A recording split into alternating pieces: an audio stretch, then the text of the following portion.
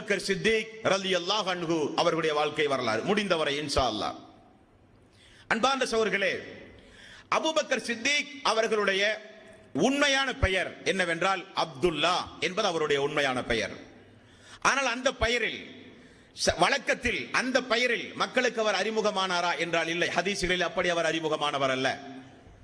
அவருக்கு ஆயிஷா ரலியல்லாஹு அன்ஹா அவர்கள் பிறந்தவுடன் பக்ர் என்றால் கன்னி என்று பொருள். ஆயிஷா ரலியல்லாஹு அன்ஹா அவர்கள் பிறந்தவுடன் அபூபக்கர் கன்னியின் தந்தை என்கிற பெயரில் அவர் மக்களுக்கு பிரபலமானார். இப்படி மக்களுக்கு பிரபலமான இவருக்கு இஸ்லாம் வந்த பிறகு ரசூலுல்லாஹி ஸல்லல்லாஹு அலைஹி வஸல்லம் இந்த அபூபக்கர் அவர்களுக்கு இன்னும் கொஞ்சம் சிறப்பு பெயரை கூட்டி சித்திக் என்கிற ஒரு அருமையான ஒரு அடைமொழியோடு ரசூலுல்லாஹி ஸல்லல்லாஹு அலைஹி வஸல்லம் அபூபக்கர் சித்திக், சித்திக் என்றால் அதிக உண்மை படைத்தவர், அதிக உண்மையாக்குபவர், அதிகம் உண்மையை சொல்லுபவர், சொன்னவுடன் எதையும் யோசிக்காமல் அல்லாஹ்வுடைய ரசூல் சொன்னால் ஆமன்னா சல்லம்னா என்று சொல்லுகிறவர் இந்த அபூபக்கர் சித்திக் ரலியல்லாஹு அன்ஹு அவர்கள் யார்? அன்பார்ந்த சகோதரர்களே, நம்முடைய பயான்களில் ஒவ்வொரு காலகட்டத்திலும் ஏதோ ஒரு நபிமொழியை அறிவிக்கிற நேரத்தில் அவருடைய பெயர்களை குறித்து நாம் கேள்விப்பட்டிருப்போம். ஆனால் உண்மையில் இவர் யார்? இவருக்குரிய தகுதி திருக்குர்ஆனில் என்ன? இவருக்குரிய தகுதி இஸ்லாமிய வரலாறுகளில் என்ன? இவருக்குரிய அந்தஸ்து அல்லாஹ்வுடைய ரசூலுடைய உள்ளத்தில் எந்த அளவுக்கு இருந்தது? அதை பார்த்து இன்னவர சஹாபாக்கள் இந்த அபூபக்கர் சித்திக் ரலியல்லாஹு அன்ஹு அவர்களுக்கு என்ன அந்தஸ்தை கொடுத்தார்கள்? அன்பார்ந்த சகோதரர்களே, ரசூலுல்லாஹி ஸல்லல்லாஹு அலைஹி வஸல்லம் இந்த வஹியை ஆரம்ப காலகட்டத்தில் மக்களுக்கு இப்படி எடுத்துச் சொல்லும் பொழுது அங்கே மூன்று வகையான மக்கள் இருந்தார்கள். ஒன்று, சொன்னவுடன் அல்லாஹ்வுடைய ரசூலை கடுமையாக எதிர்த்த ஒரு கூட்டத்தினர்கள். இரண்டாவது, அந்த கூட்டத்தில் மௌனம் சாதித்தவர் இன்னொரு வகையினர்கள். என்னதான் சொல்கிறார்கள் பார்ப்போம், பிறகு நாம் ஏற்றுக்கொள்வோம், அவருடைய போக்குகள் எப்படி இருக்கிறது என்று பார்ப்போம். மௌனம் சாதித்தார்கள். இன்னொரு கூட்டத்தார்கள் சொன்னவுடன் இஸ்லாத்தை ஏற்றார்கள். அந்த ஒரு சிறப்பு இந்த அபூபக்கர் சித்திக் ரலியல்லாஹு அன்ஹு அவர்களுக்கு உண்டு. மறுத்த பிறகு இஸ்லாத்தை ஏற்றவர் அல்ல, அல்லாஹ்வுடைய ரசூல் சொல்லி பல நாள் பொறுத்து இஸ்லாத்தை ஏற்றவர் அல்ல, ஆரம்ப காலகட்டத்திலேயே இஸ்லாத்தை ஏற்றவர்.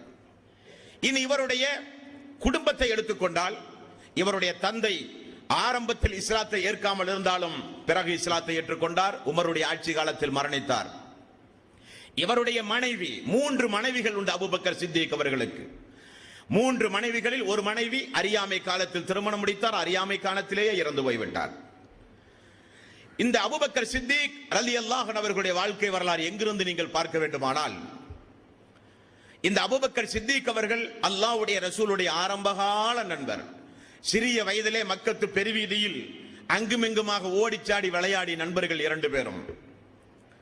ரசூலுல்லாஹி ஸல்லல்லாஹு அலைஹி வஸல்லம் ஒவ்வொரு ரமதானுடைய மாதத்திலும் மக்களிடமிருந்து விடைபெற்று ஒரு தனிமையை விரும்புகிற தன்மையுடையவராக இருந்தார். அப்படி இருக்கிற பொழுதுதான் லைலத்துல் கத்ருடைய இரவில் அந்த ஹிரா குகையில் அல்லாஹ் ரப்பல் ஆலமீன் இனி அப்துல்லாவினுடைய மகன் முஹம்மத் சாதாரண முஹம்மது அல்ல, அவர் தன்னுடைய இறை தூதர் என்று அல்லாஹ் தீர்மானித்தான். அல்லாஹு தஆலா ரசூலுல்லாஹி ஸல்லல்லாஹு அலைஹி வஸல்லம் அவர்களை தூதராக தேர்வு செய்த அந்த ஆண்டு உலகமே மக்காவை எதிர்பார்த்து கொண்டிருந்த ஒரு ஆண்டு. அல்லாஹ் அப்படிப்பட்ட ஒரு சூழ்நிலையை ஆரம்பத்திலே உருவாக்கினான். உலகமே மக்காவை பற்றி பேசிக் கொண்டிருந்த நாடு, உலகத்துடைய ஒட்டுமொத்த பார்வையும் மக்காவை நோக்கி இருந்த நேரம். அந்த வருடம்தான் அபாபில் என்று சொல்லப்படுகிற பறவையை அனுப்பி யானைப்படியை அல்லாஹ் தோற்கடித்தானே, அந்த வருடம் தான் ரசூலுல்லாஹி ஸல்லல்லாஹு அலைஹி வஸல்லம் அவர்களை அல்லாஹ் பிறக்கச் செய்தான்.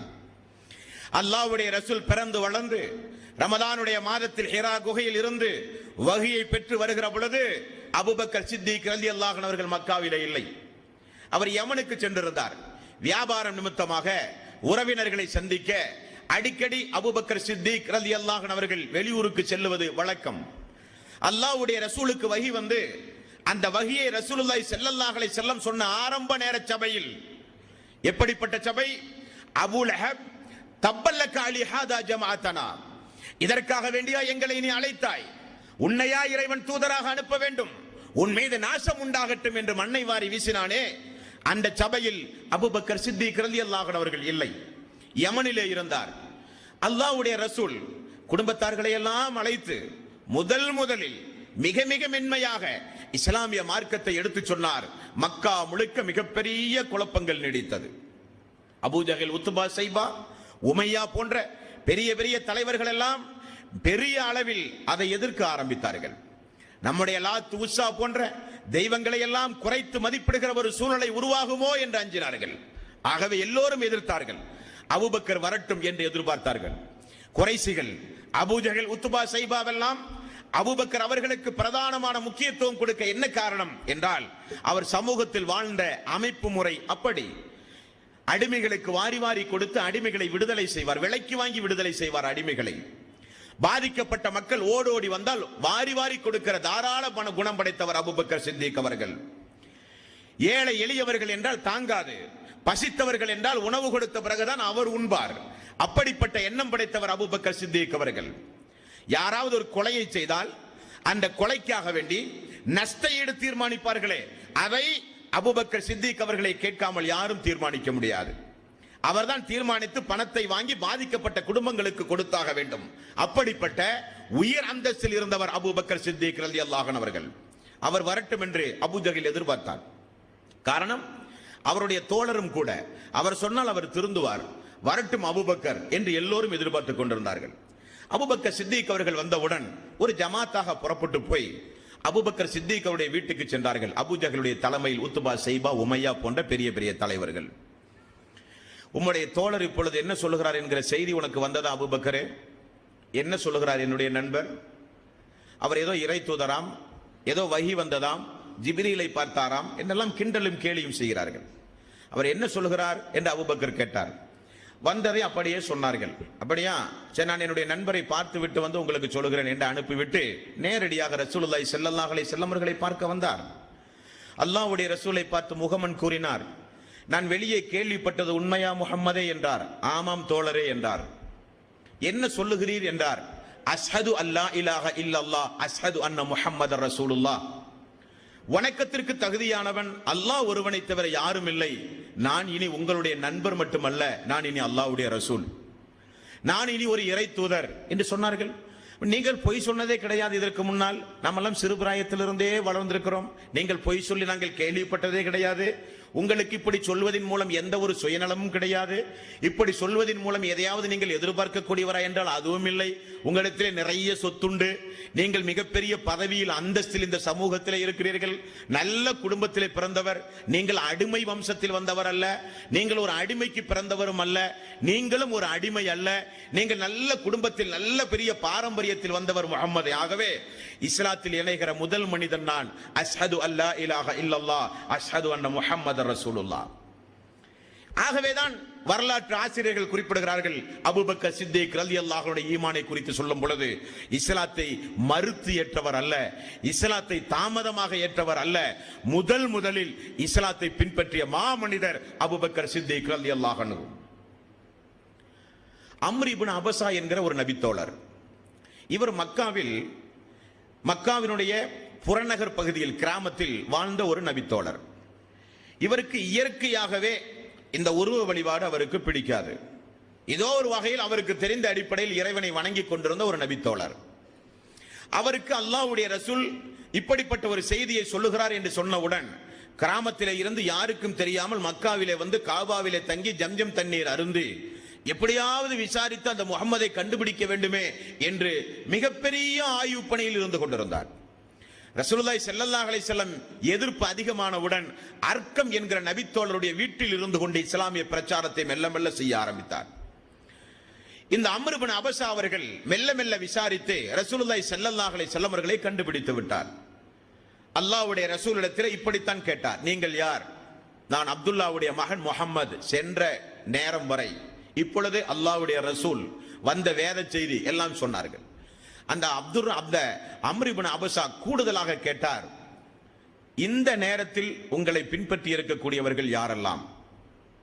அப்பொழுது ரசூலுல்லாஹி ஸல்லல்லாஹு அலைஹி வஸல்லம் அவர்கள் சொன்னார்கள், ஒரு அடிமையும் ஒரு சுதந்திரமானவரும் இப்பொழுது பின்பற்றி இருக்கிறார்கள். ஒரு அடிமையும் ஒரு சுதந்திரமானவரும். புகாரில் வருகிற செய்தி. அம்ர் இப்னு அபஸா கேட்டார்கள், யார் அந்த அடிமையும் சுதந்திரமானவரும்? ரசூலுல்லாஹி ஸல்லல்லாஹு அலைஹி வஸல்லம் அவர்கள் சொன்னார்கள், வெளியில் யாருக்கும் நீங்கள் சொல்லக்கூடாது. சுதந்திரமானவர் யார் என்றால் என்னுடைய ஆருயிர் நண்பர் அபூபக்கர் சித்திக் ரலியல்லாஹு அன்ஹு. அடிமை யார் என்றால் என்னுடைய பிலால், உமையாவிடத்திலே பணிபுரிந்து கொண்டிருந்த நேரம், அந்த நேரம் என்னுடைய பிலால் என்றார்கள் ரசூலுல்லாஹி ஸல்லல்லாஹு அலைஹி வஸல்லம். அது அவருடைய வாழ்க்கை வரலாற்றை பார்க்கும் பொழுது இன்ஷா அல்லாஹ் விரிவாக பார்ப்போம். இந்த நபிமொழியிலிருந்து ஆரம்பமாக ஆண்களில் முதலில் இஸ்லாத்தை தழுவியவர் அபூபக்கர் சித்திக் ரலியல்லாஹு அன்ஹு.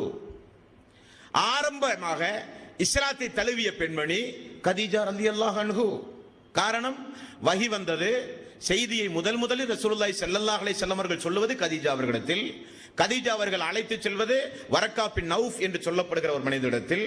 அவர் ஆரம்ப வேதத்தை நன்கு படித்தவர், அவர் கண் தெரியாதவர், அவர் செய்தியெல்லாம் கேட்கிறார், கேட்டு சொல்கிறார், நாமூஸ் என்று சொல்லப்படுகிற ஜிப்ரீல் தான் உங்களிடத்தில் வந்திருக்கிறார், நீங்கள் ஒன்றும் பயப்பட வேண்டியதில்லை, நீங்கள் இறை தூதராக மாறிவிட்டீர், நீங்கள் பிரச்சாரம் செய்யும் காலத்தில் நான் உயிரோடு இருந்தால் உங்களுக்கு நான் பக்கபலமாக இருப்பேன். ஆனால் தூதர்கள் எல்லாம் கடுமையாக எதிர்க்கப்பட்டிருக்கிறார்கள், அதே போல நீங்களும் தேவைப்பட்டால் இந்த ஊரில் இருந்து கூட நீங்கள் துரத்தி அடிக்கப்படுவீர்கள். எல்லா முன்னறிவிப்பும் செய்கிறார். வரக்கா பின் நௌஃப் மட்டும்தான் தெரியும், கதீஜா அவர்களுக்கு மட்டும்தான் தெரியும். அடுத்ததாக யமனிலே இருந்து வந்த அபூபக்கர் சித்திக் ரலியல்லாஹு அன்ஹு அவர்கள் முதற்கட்டமாக இஸ்லாத்தை ஏற்றுக்கொண்டார். அன்பார்ந்த சகோதரர்களே, ஒரு 1430 ஆண்டுகளுக்கு பின்னால் நீங்கள் செல்ல வேண்டும். ஒவ்வொருவரும் அன்றைய காலத்தில் கேட்பதற்கு நாதி இல்லை. யாருக்கெல்லாம் சாமர்த்தியம், யாருக்கெல்லாம் அதிகாரம், யாருக்கெல்லாம் ஆணவம், யாருக்கெல்லாம் அகம்பாவம், யாருக்கெல்லாம் பொருளாதாரம், அதிகார பலம், ஆள் பலம் இருக்கிறதோ அவர்களெல்லாம் ஆட்சி செய்கிற காலம் அந்த காலம். கேட்பதற்கே ஆள் இல்லை. அப்படிப்பட்ட ஒரு காலத்தில் நடக்கிற சம்பவத்தை கேளுங்கள். ரசூலுல்லாஹி ஸல்லல்லாஹு அலைஹி வஸல்லம் மெல்ல மெல்ல மெல்ல மெல்ல இந்த இஸ்லாமிய பிரச்சாரத்தை செய்ய ஆரம்பித்தார். அப்படி செய்ய ஆரம்பிக்கும் பொழுது மெல்ல மெல்ல இஸ்லாம் வளரவும் ஆரம்பிக்கிறது. எல்லாம் அர்க்கம் ரலியல்லாஹு அன்ஹுடைய வீட்டில் வைத்து இந்த சம்பவம் முழுக்க நடைபெறுகிறது. அப்படி நடக்கும் பொழுது நபிகள் நாயகம் ஸல்லல்லாஹு அலைஹி வஸல்லம் காலத்தில் நடந்த அந்த அபூபக்கர் சித்திக் அவருடைய வாழ்க்கை வரலாற்றை பாருங்கள் அன்பார்ந்த சகோதரர்களே. ஒரு நாள் அபூபக்கர் சித்திக் அவர்கள் ரசூலுல்லாஹி ஸல்லல்லாஹு அலைஹி வஸல்லம் இப்படியே தினந்தோறும் அவர்களுக்கு மத்தியில் யாருக்கும் தெரியாமல் இரவு நேரத்தில் சிறிய ஒரு விளக்கை எரிய வைத்து ரகசியமாக பேசிக்கொண்டே இருந்த காலம் அந்த காலம். அப்பொழுது ரசூலுல்லாஹி ஸல்லல்லாஹு அலைஹி வஸல்லம் அவர்களுக்கு ஒரு வசனம் இறங்குகிறது. 15வது அத்தியாயத்தின் 94வது வசனம். ஆரம்பத்தில் இக்ரா பிஸ்மி ரப்பிக்கல் லதீ ஹலக், அவரை தூதராக தேர்வு செய்ய இறக்கப்பட்ட ஆரம்ப வசனம். இப்படி மெல்ல மெல்ல ரகசியமாக இருக்கும் பொழுது 15வது அத்தியாயத்தின் 94வது வசனம் இறங்குகிறது. அந்த வசனத்தில் அல்லாஹ் சொல்கிறான், ஃபஸ்தஅ பிமா துமர் வஅரித் அனில் முஸ்ரிகீன், நிச்சயமாக நீங்கள் முஸ்ரிக்குகளை நிராகரித்து விடுங்கள், பகிரங்கமாக இந்த மார்க்கத்தை சொல்லுங்கள். ஆயத் இறங்கியது. ஆயத்தை செவியுற்றார்கள் அபூபக்கர் சித்திக் ரலியல்லாஹு அன்ஹு அவர்கள். யா ரசூலல்லாஹ், நான் மார்க்கத்தை பகிரங்கப்படுத்த போகிறேன், அல்லாஹ்வுடைய ரசூல் நானும் வருகிறேன். 2 பேரும் சேர்ந்து மார்க்கத்தை பகிரங்கமாக எடுத்துச் சொல்ல ஆரம்பித்தார்கள். அப்ப மக்கத்து பெருவீதியில் ஆரம்பமாக யாரும் இல்லாத நேரத்தில் முதலில் நீங்கள் உண்மையைத்தான் சொல்லுகிறீர்கள் யா ரசூலல்லாஹ் என்று மார்க்கத்தை ஏற்றுக்கொண்டவரும் அவர். மக்கத்து மக்களுக்கு அவர்களுடைய காதுகளில் பகிரங்கமாக இவர் இனி சாதாரண முஹம்மது அல்ல, இவர் அல்லாஹ்வுடைய ரசூல், மேலும் அஷ்ஹது அல்லா இலாஹ இல்லல்லாஹ் அஷ்ஹது அன்ன முஹம்மதர் ரசூலுல்லாஹ் என்கிற திருக்கலிமாவை பகிரங்கப்படுத்திய ஒரு மாமனிதர் அபூபக்கர் சித்திக் ரலியல்லாஹு அன்ஹு. செய்தியை கேட்டவுடன் எல்லாம் திரண்டு வந்தார்கள். ஊரே திரண்டு அடித்தால் என்னவாகும்? ரசூலுல்லாஹி ஸல்லல்லாஹு அலைஹி வஸல்லம் அவர்களை கடுமையாக தாக்க ஆரம்பிக்க முற்படுகிறார்கள். அபூபக்கர் சித்திக் அவர்களை தாக்கினார்கள், மயக்கமுற்றி கீழே விழுந்தார்கள். அபூபக்கர் சித்திக் அவருடைய குடும்பம் பெரிய குடும்பம், அல்லாஹ்வுடைய ரசூல் கதீஜா அவருடைய குடும்பம் பெரிய குடும்பம், எல்லோரும் குடும்ப பிரச்சனையாய் திரண்டு வந்தது இன்னொரு கூட்டம். அபூபக்கர் அவர்களுக்கு ஏதாவது ஆனால் பழிக்கு பழி தீர்ப்போம் என்று காபாவின் மீது சத்தியமிட்டு அபூபக்கருடைய குடும்பத்தார்கள் சூளுரைத்தார்கள் ஒரு புறம். கதீஜா ரலியல்லாஹு அன்ஹுடைய குடும்பத்தார்கள் முஹம்மதிற்கு ஏதாவது சங்கடமான சூழ்நிலை ஏற்பட்டால் அதற்கு பதிலடி மிக கடுமையாக இருக்கும் என்று இன்னொரு புறம் சூளுரைத்தார்கள். எல்லோரும் சேர்ந்து குடும்பமே சேர்ந்து அபூபக்கர் சித்திக் அவர்களுக்கு ஆறுதல் சொல்லி தூக்கி கொண்டு முகமெல்லாம் வீங்கி ரத்தம் பீரிட்டு வருகிற அந்த சந்தர்ப்பத்தில் எல்லோரும் சேர்ந்து ஆறுதல் கொண்டு சூறிக்கொண்டிருந்தார்கள். தண்ணீர் குடித்து பேசுகிற சுயநலம் வந்தவுடன் கூட இருந்த ரசூலுல்லாஹி ஸல்லல்லாஹு அலைஹி வஸல்லம் அவர்களை காணவில்லை. நான் மட்டும் இருக்கிறேன்.